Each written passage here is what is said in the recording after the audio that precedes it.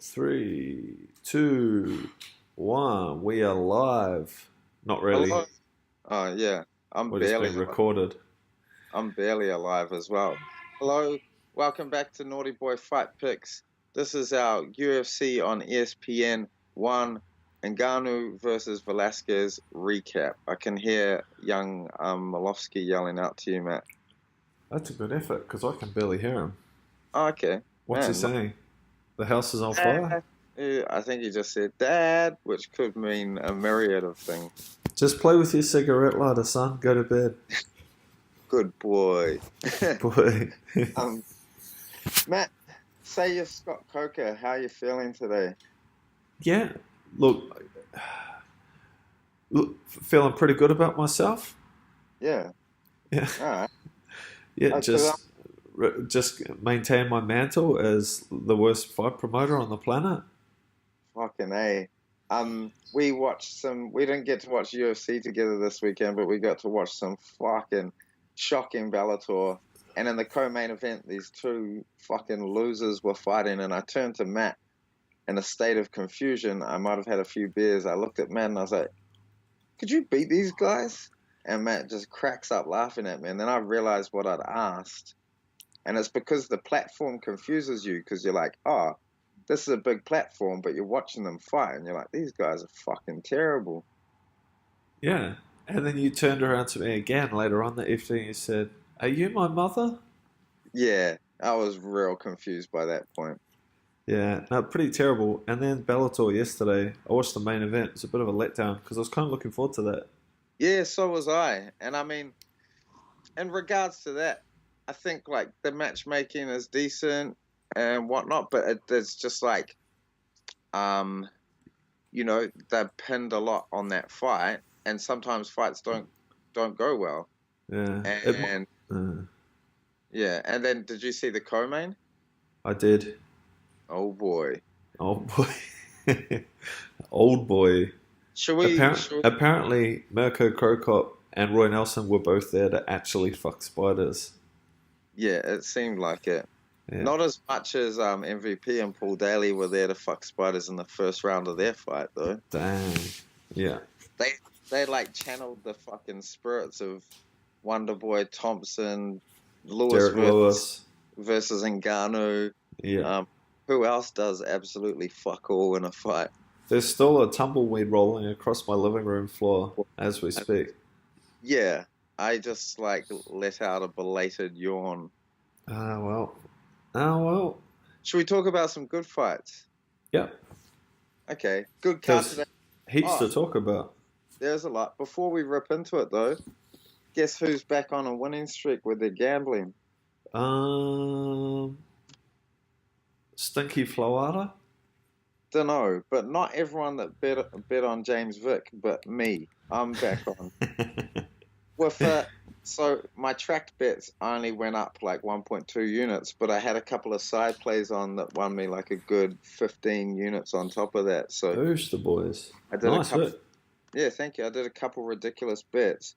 One of them was Andrea Lee by points, Luque by KO, which just came in, and then Velasquez and Ngannou to not go the distance.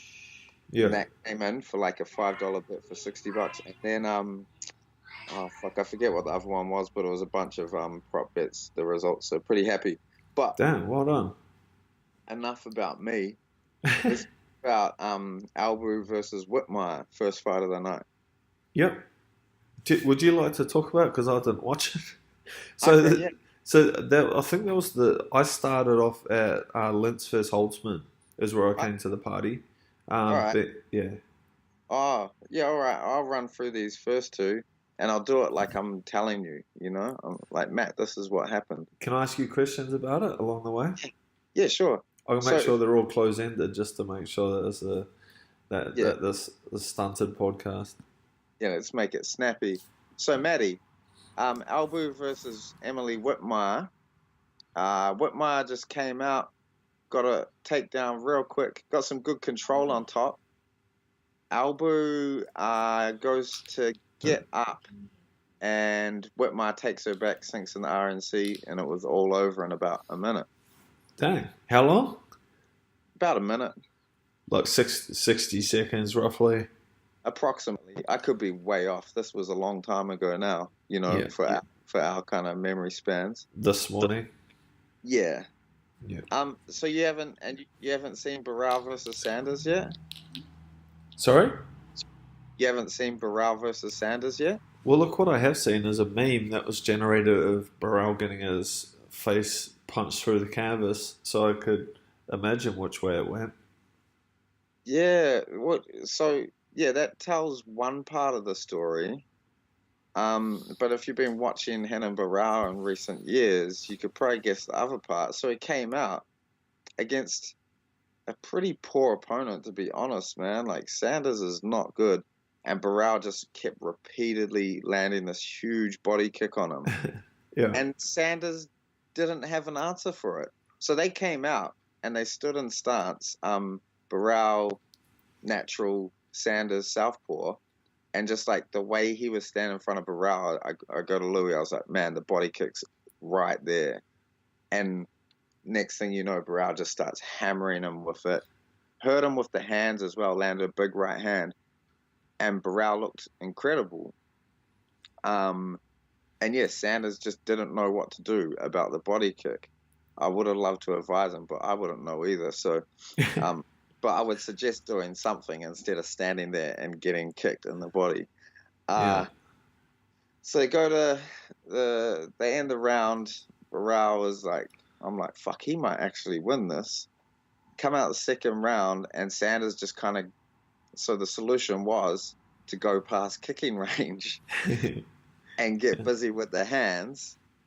Lands a couple shots on Barão, and Barão just capitulates.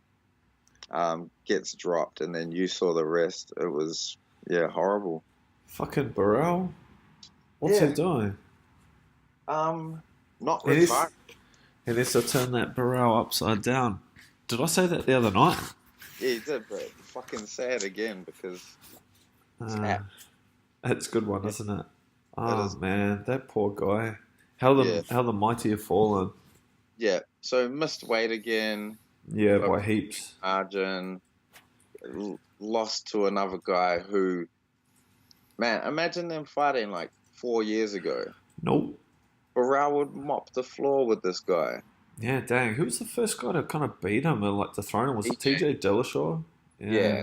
Then they rematched, and it was even worse the second time, and just... it was a slippery slope. Yeah, TJ's walking around with Barrow's fucking soul in like the pocket of his what did TJ Dillashaw wear? Chaps. Like a sports coat. Or arseless chaps. Yeah, all those. So yeah, that was sad. Oh well. Yeah. Next fight of the night.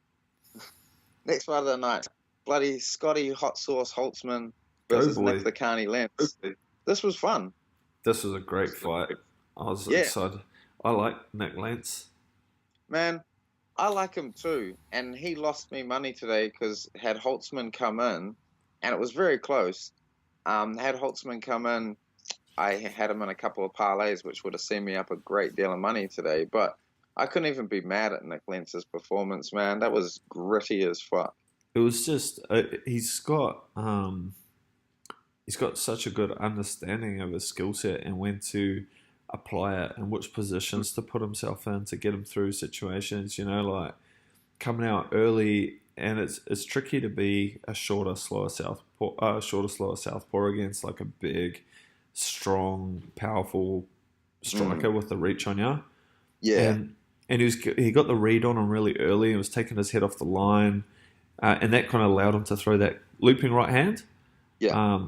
And he was doing it so nicely. And then he would take his kind of his upper body off the line and would throw that kick over the top, over the top of his lead hand, Holtzman's lead hand. Yeah. I think, like you were saying, understanding his skill set. And so against a guy that was a lot bigger than him, most probably stronger. So Lentz was careful. Grappling, right? You actually just dropped out for a second. Sorry. Okay. All right. So I was saying Lentz was picky about where he initiated grappling. He didn't just go all out wrestling and gas himself. Well, he did get tired towards the end. They both did. But, you know, I thought he was, like, particular about where he chose to wrestle. And Oh yeah, 100%. And when he was wrestling, he was making Holtzman carry his weight. Like he would backpack him. He would get his hands together. He would slump on his hips to make Holtzman carry all of that. And then use like pretty tricky little destabilizing trips from the back. And he wasn't necessarily looking for a big takedown. He was looking just to keep making Holtzman work up against the cage. And he would look for that grapple when he got tired or when he got tagged a couple of times, and then he would get in.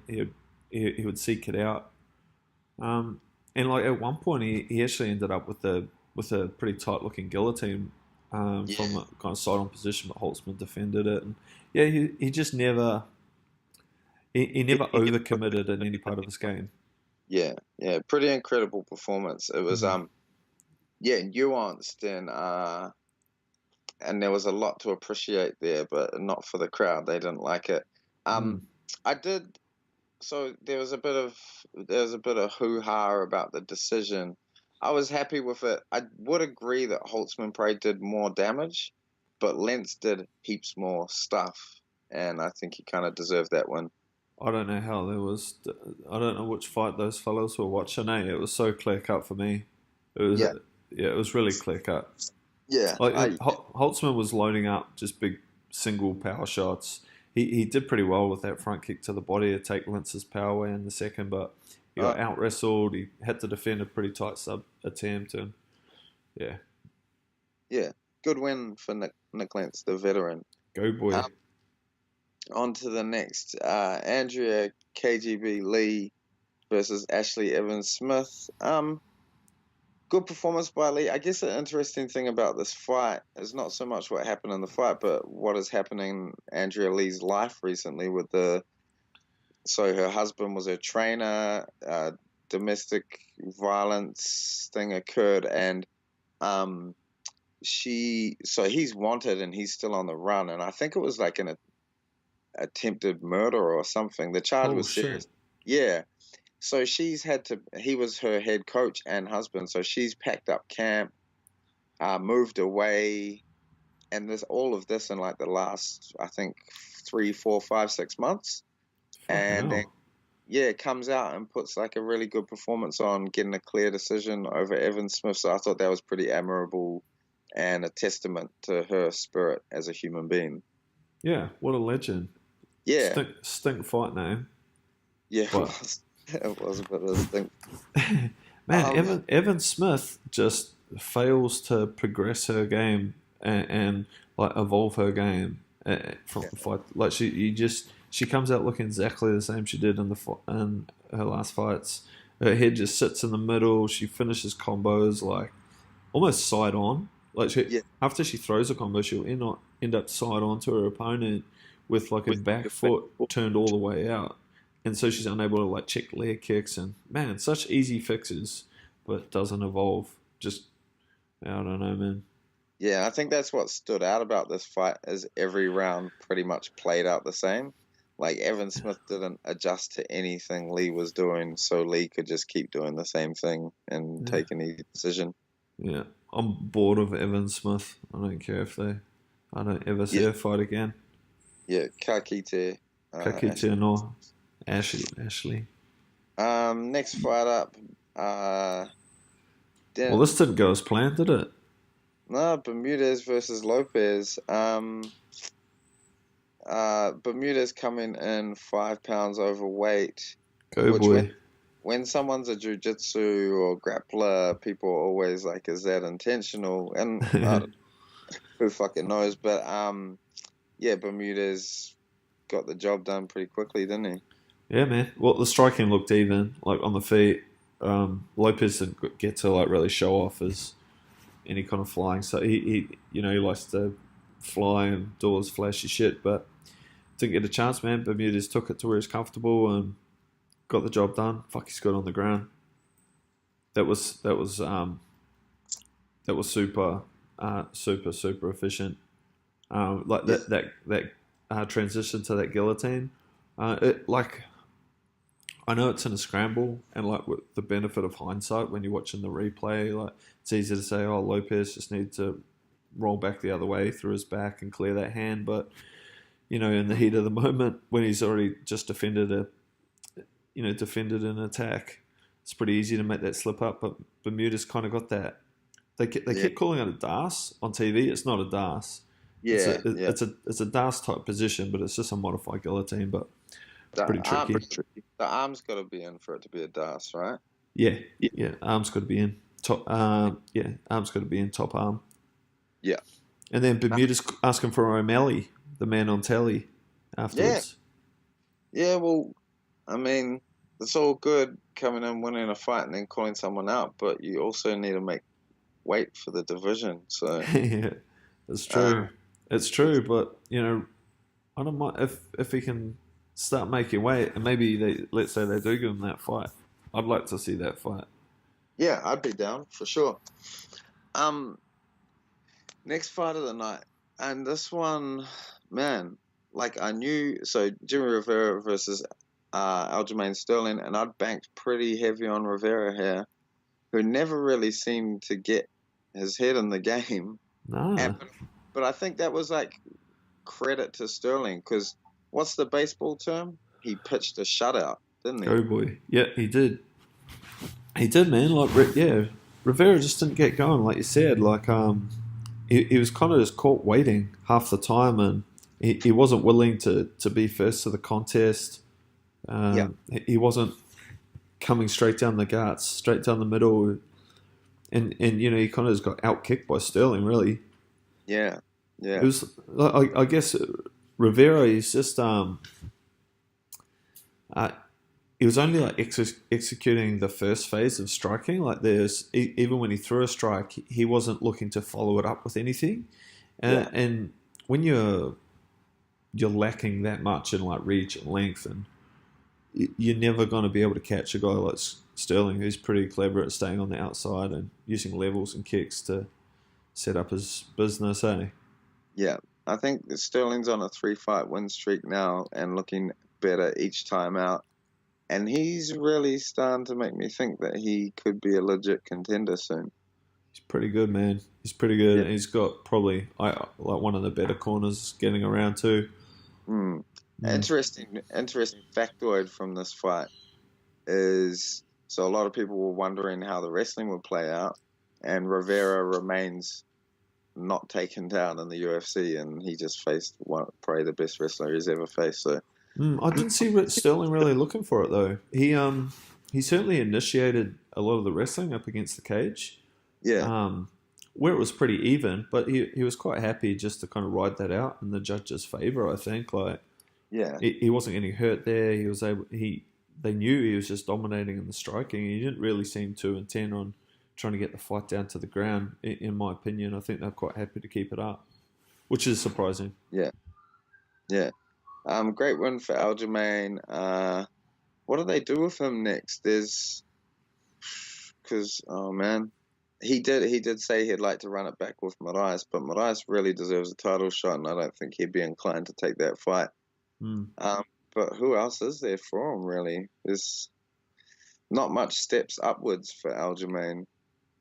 Yeah, I don't know. Who we got at the top of that division? Who's our top 5 up there?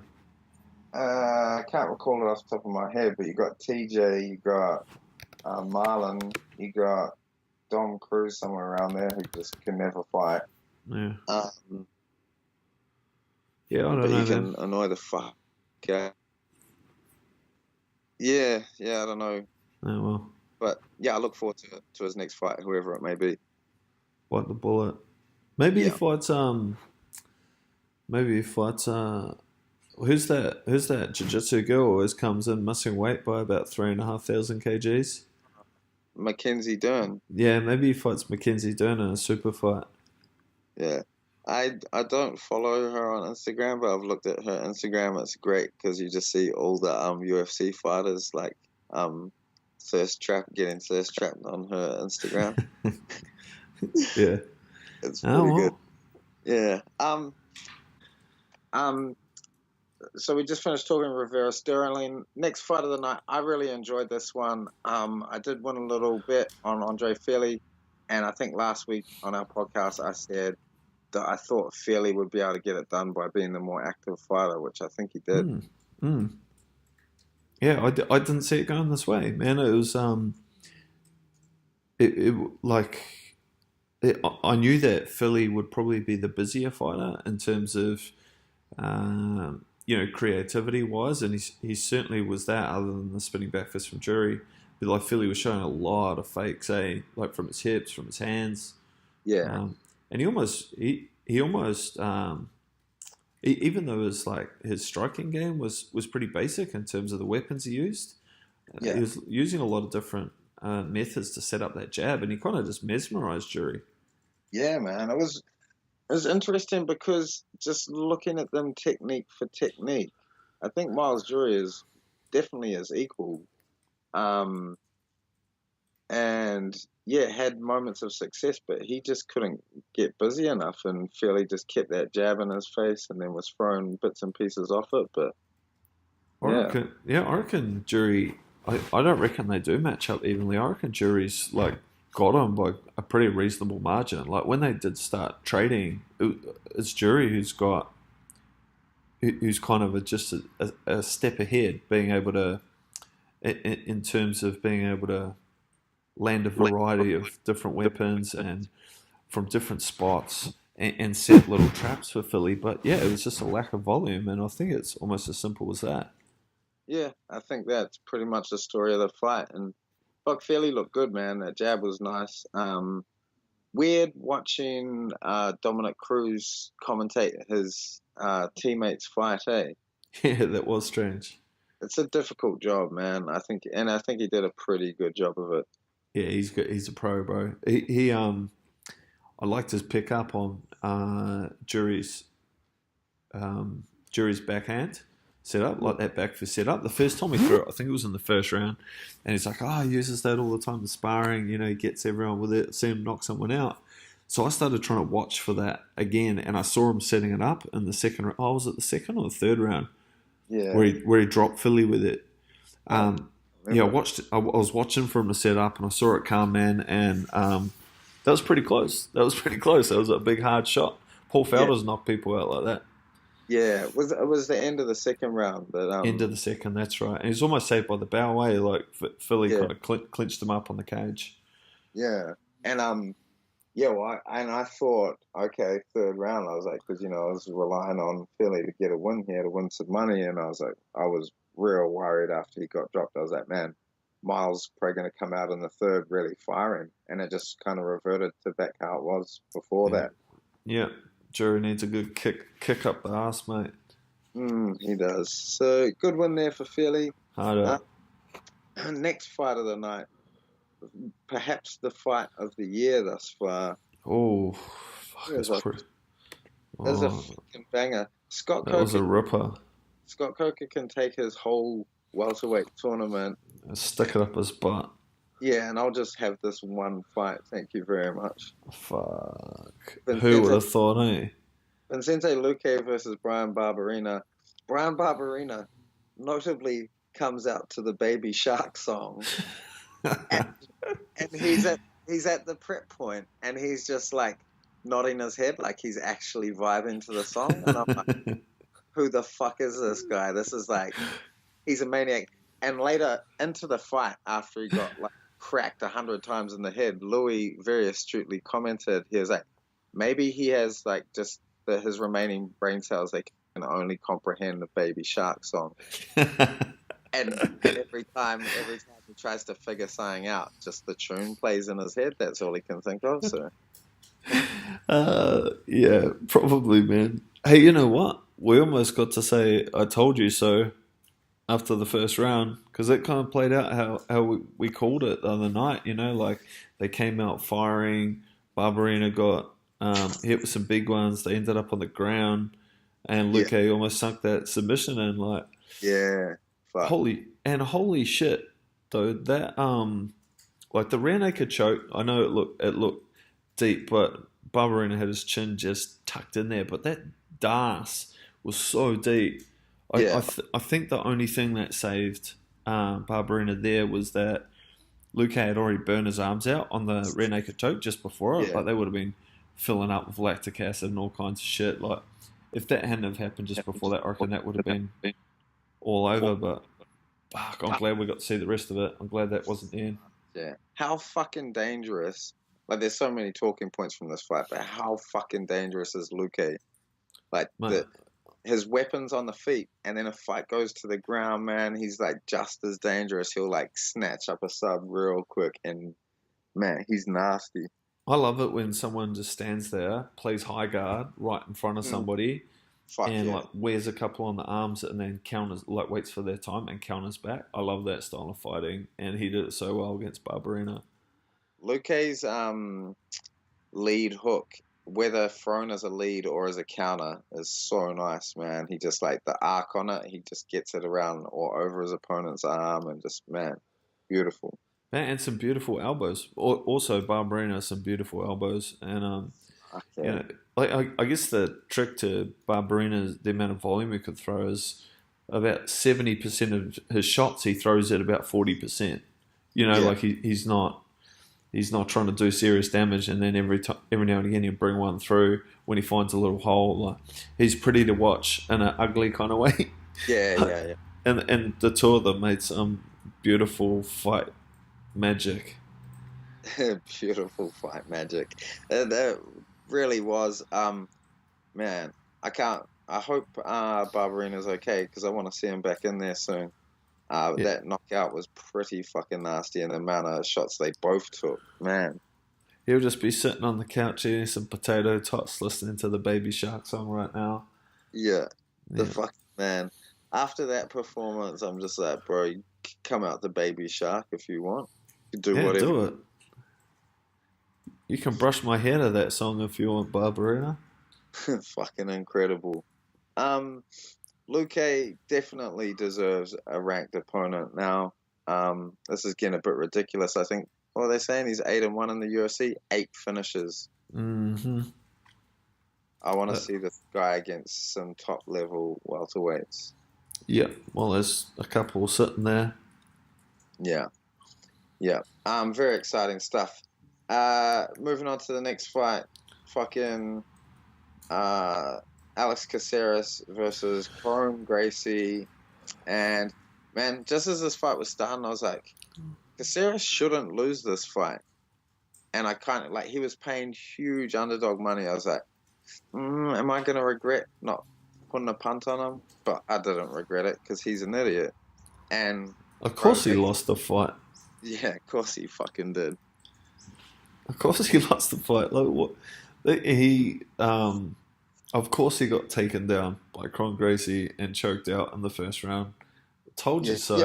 yeah. Uh, And I guess, yeah, in the end, the odds were justified, right? yeah, man. I love the way Gracie got it to the ground, though. Yeah, I'm not sure if you can remember, but he up against the cage, he had Alex kind of turned almost side on. He threaded his leg through, kind of like a hook, yeah, but put it to kind of belay the back of Alex's leg. Then kind of pushed off the cage and extended the far leg to take it to the ground. Like that's some pretty masterful shit. yeah. And the proficiency with which he got that rear naked choke was just insane. Like the squeeze that he got on it. Man, Like, yeah, his head looked like it was actually gone up. yeah. Once he got that takedown, right, it's all fucking Yeah, just formalities from there. yeah. But fuck, he cannot strike. Like, and on the preview, I remember we were talking about the Kiri Jawa fight, and Yeah, I was like, oh yeah, I remember he fought in Japan. I saw he had really good striking. He didn't. I watched that late at night. What he did in that fight was some really good boxing in the dirty boxing in the pocket, but and did quite well. Kiri Jawa is about 75 years old, but when yeah, they when he comes up against a good striker who can play some range, mm, he might end up Damian Maia-esque, yeah, if that makes sense. yeah. he's definitely going to get knocked out by someone at some point. Hey, how were those chilies that I gave you guys the other night that you ate for dinner? Oh boy.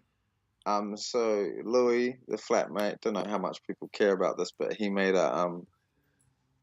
he used those flavors and some, how do you pronounce this correctly? Okra or okra? Yeah, okra, Your wife would know.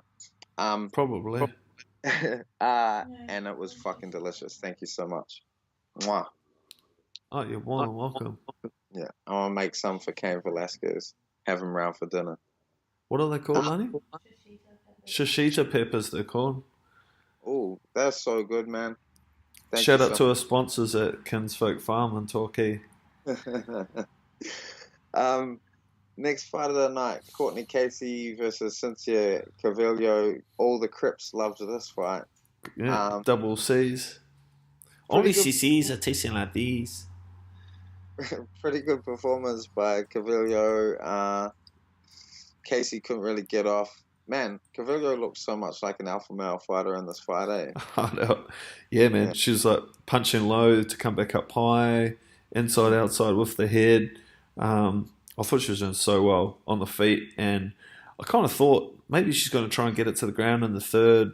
Like the commentators had it wrong, I reckon. They were like, "Oh, she can't get the takedown." Honestly, don't think she was chasing it that hard. Like there's a couple of times she caught Courtney Casey's leg, but didn't try and like chain it into anything else. She just kind of let it go and then followed up with strikes. I just think she probably realised pretty early that Courtney Casey didn't have the speed to capitalise on her range, and although she was much bigger, she probably felt pretty comfortable to stand there with her, eh?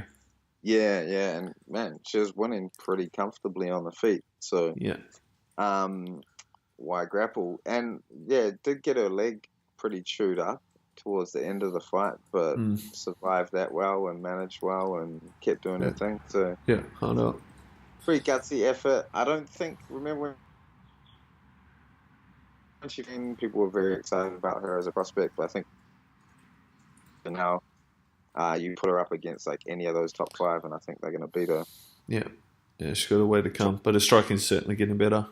Yeah, you're looking at Rose, JJ, Andrade, Tatiana Suarez. I think all those women beat her. They all beat her, man. Yeah. Courtney Casey's kind of like a gatekeeper to the top five, really. You could almost say. Yeah. But and fuck, you can understand her not wanting to grapple Casey. How is the size fucking difference? mate, she must have cut a buttload. Yeah, She I know. is huge. Yeah, I know. I even know that. I even know that she cuts quite a lot to get there. You know, so fuck knows what Courtney's doing. I'm pretty sure Calvillo's missed weight before. Yeah, like she cuts a fair bit, but yeah, Courtney was massive, dude. She was she's a big girl. Yeah. On to the next fight. This one made me happy. James Vick versus Paul Felder. I do not like James Vick. I don't know. He just pissed me off. Don't ever be mean to Justin Gaethje. And like, it's one of those things too where kind of the fans suck. So those bands, and you're like, I don't actually hate that band so much. It's just more their fans, and all these heaps of people in the betting community really overrate Vic, and they say things like, "What about his boxing?" And I say to them, "What boxing?" And they say, "Yeah." What do they say? They say all sorts of bullshit. And the other thing, so when he came out, they're like number 10th ranked lightweight, and it's like Vic hasn't beaten anyone. He hasn't beaten a ranked opponent before. How is he ranked number 10? Because he's got a cage tattooed on his arm. That is a pretty sick tattoo. Go boy. What'd you make of this? Felder's fucking tough, eh? And he, I don't think Vic's that tough. Well, you have to say, how can you not say Vic's tough? He took some punishment in this fight, man. Like the path for Felder to victory, we said it, and it's no secret against Vic, is you come out and you kick the legs hard early, and then you come over the top with the hands, right? As Vic backs up onto his back leg, his chin pops in the air, like he's there to be hit. And Felder did that, and can you remember he hit him real hard in the first round with that combo? And Vic kind of shook his head. I was like, oh, that's not what I expected. I expected Vic to crumble into nothing from that kind of shot. James Vick being tough, and man, he did. He ate some shots, and the sort of shots you'd expect to kind of crumble him, right? Well, Todd, what if I said to you, Todd, Vic's coming over for dinner this evening. It would be pretty awkward if he'd heard me podcasting, or if we run into him in Thailand. He's probably going to give me a big hiding. Yeah, give you a bit of a hiding, eh? I think Vic sucks, but I know he can beat the shit out of me. he might not be able to walk around for a little while, so you might have a bit of a head start on him because he took some hard calf kicks, man, and they're accumulating, eh? Yeah. When we go to Thailand, I'm gonna need Justin Gaethje to accompany me. Done deal. But the only chance he's got of getting you apparently is playing that 2-1-2 where he kind of steps forward. So he was chasing Felder across the ring with 2-1-2, and he tagged Felder with it a couple of times. I was thinking, man, if he brings like a right kick up over that last cross, he might be able to catch Felder in the back of the head. But it was not to be. His cross is really dangerous, eh? It's so fucking long. And he plays a pull cross occasionally, but when he does it, he lands it. I'm not sure why he doesn't do it more. A pull cross is when you kind of wait on the opponent's jab. You kind of shift your weight back onto your back leg, and then as they retract their jab, you follow it with a cross. And when he does that, he's fucking accurate with it. But still, his chin comes in the air. So very hittable guy. Yeah, someone else did a beautiful pull cross on. Was it Fairley versus Jury? Feely was doing them. Oh no, Jury did it to Feely on his jab once. Yeah. Back to this fight. Yeah. Important thing to remember is whilst Felder has a lot of KOs on his record, they're not usually with the hands. I don't know how much actual punching power he does. Most of his KO finishes involve elbows and punches or elbows. So he's a sicko. That's why. He's a fucking sicko. Happy for Paul Felder too, man. Like, I like that guy. Yeah, same. He was super emotional, and he had a shit year last year, so good on him. Go, boy. Go, Paul Felder, the Irish Dragon. To quote my friend Tom Scott, even though I've had a shit year, I'm yelling, shit year. Shit year. On to the main event of the evening. Francis the Terrifying, I think he should change his nickname to Ngannou, versus Cain Velasquez. Cain came out, and I said to Louis, he's going to lose. He looked bad, eh? He looked like he had been... he looked like he owns a boat. And do you know what I mean? Looks like he owns a boat. He's got like a couple of wakeboards. Yeah. Goes out on the weekend with the kids. Has a couple of beers. Yeah, a bit of that. Sometimes gets a little bit sunburn on his back because he forgot to put on sunscreen regularly. He doesn't look like he's training hard. No, he didn't, man. He definitely looked quite soft. And Ngannou looks the opposite of that and fucking terrifying. Cain will have heaps of time for boating now that his knees blow into smithereens. Yeah. As soon as Cain came out and started doing that weird head movement he does, I was like, holy fuck, Ngannou's going to catch him. He didn't really catch him the way I envisioned him catching him, but he did. And Cain was saying after the fight, he was trying to say he didn't get hit. Bro. But he did get hit. He got popped with an uppercut that would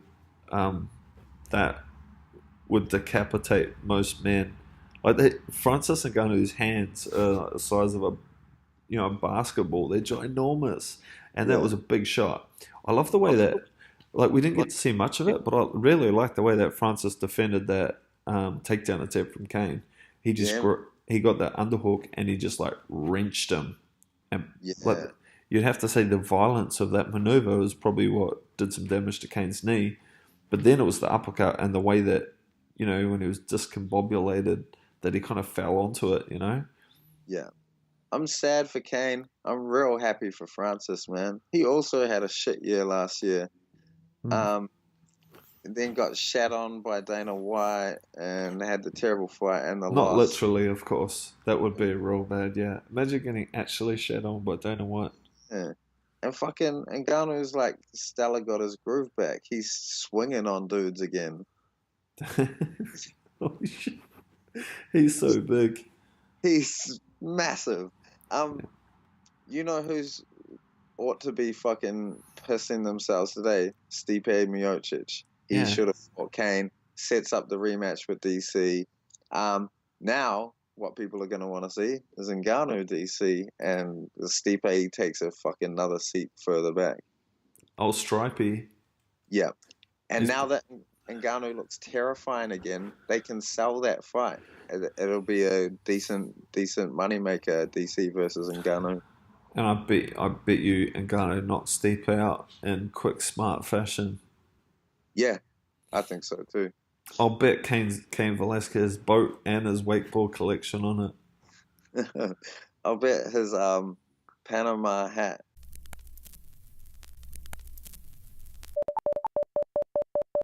We're back. For fuck's sake, this is terrible. I'm just going to put Monster Energy ads in there. This connection's about as reliable as Cain Velasquez knee joints. This connection is about as good as Barbarina's brainstem. Fuck. So we pretty much covered that. We covered the whole card. Yeah, I think it's covered. Like right. Ngannou's chest when Dana White shot on him earlier last year. Beautiful imagery there. Thank you, Matt. Hey, we'll be back this week at some point with the preview for the next card, which is Mother effing... Who we got here? Mother Teresa. Oh, holy shit. This could be fun too. Johnny... Isn't Johnny Jones, or is that the week after? That's the week after. That's crazy, right? Jan Blachowicz versus one of my favorite shit-eating wild man, Thiago Marreta Santos. Go boy. The hammer. James Vickers reappearing as a heavyweight versus Rodrigo de Lima. I kid. Stefan Struve's fighting. Oh, man. Yeah. This card sucks. Guess who's on the... You got Struve in the co-main. Then the next fight on the main card has Jean Vellante. Oh, mate. Should we just review something else this week? Like... Perhaps, but you know... Like a Pavlova or something. You know what's going to be great about this card? What? Peter Yan is going to beat the brakes off John Dodson, which I love that. I love that little prick, and I don't like John Dodson. Do you reckon Peter Yan kind of looks like he never developed properly in the womb? He looks like my French bulldog, who's 8. Oh yeah, that's right, Chucho. Yeah. All right. Well, that's fun, and there's some things to look forward to. So we'll be back in a week. Nice to talk to you, Matty. Nice to catch up about some fights, as we always do. Hey, you look great. Thanks, mate. Hey, you guys follow us on the Instagram, the Twitters, and all that. Hit us with some questions, and we'll try and answer them in the next podcast. Okay. Peace. Bye. Bye.